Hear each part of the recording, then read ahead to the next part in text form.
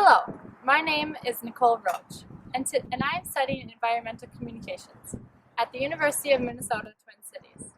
Today, I am at Minnehaha Falls, which is a very popular tourist location for Minneapolis locals, and a spot that I often recommend for visiting tourists in every season.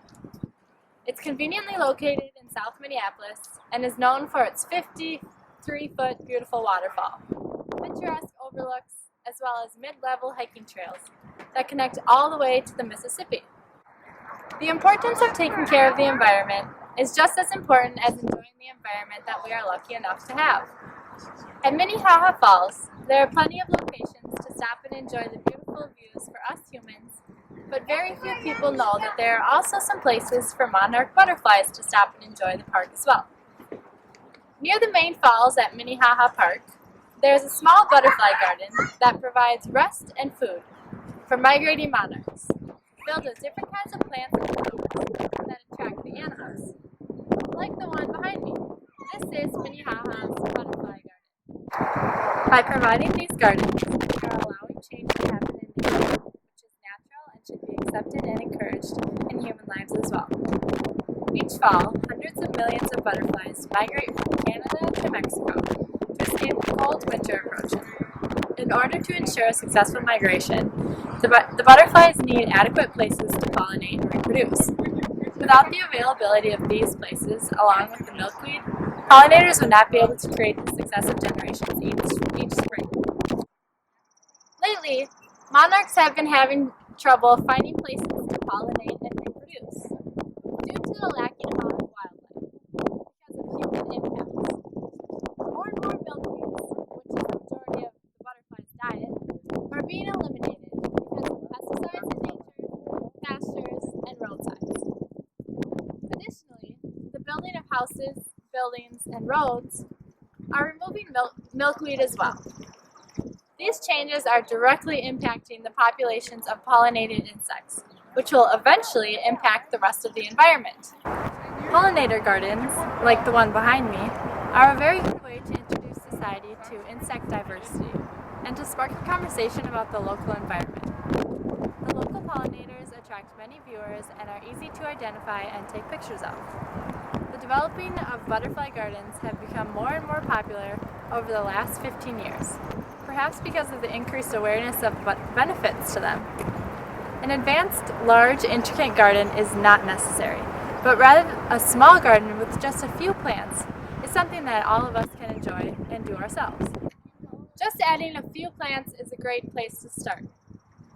Adding a few nectar sources for caterpillars and adult butterflies is the most basic yet effective way to grow your own butterfly garden.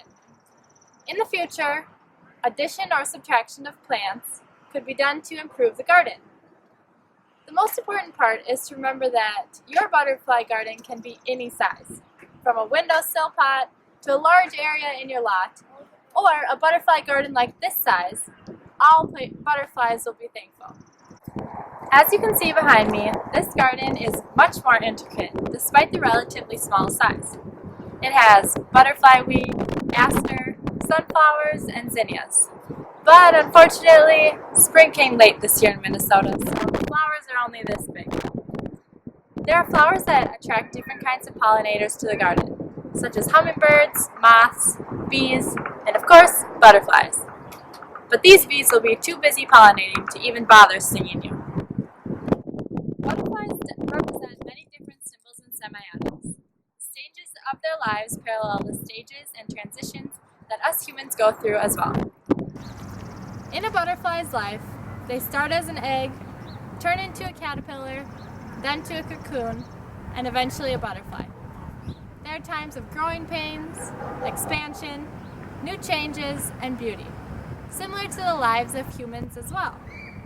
Finally, the fact that butterflies are able to change throughout their lives shows humans that we can change in things in our lives as well. We can also change things about ourselves. By providing butterfly gardens, we symbolize our support for change into a human's life, while also supporting nature. Human activity has altered the way that the environment has been able to create homes for animals. Because of our rapid growth, expansion, and building, tearing down butterflies' homes.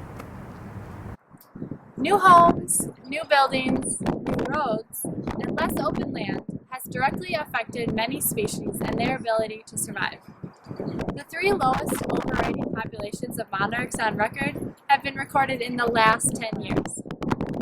At this rate, there will hardly be any butterflies left, which will change the ecosystem, because they are considered food for many animals like bats and birds, and help us produce our food as well.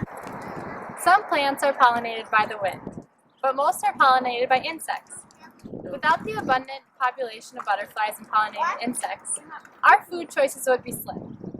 At least 30% of the world's food crops and 90% of the world's plants require insect involvement, such as pollination. And if these insects become extinct, so will many of the plants that we use as food every day. Just by adding one pollinating plant to your garden and being aware of the changing ecosystem could perhaps create a butterfly effect of bettering our environment. Thanks for watching. Again, my name is Nicole Roach, and I've been studying environmental communications at the University of Minnesota, focusing on the butterfly garden here at Minnehaha Park.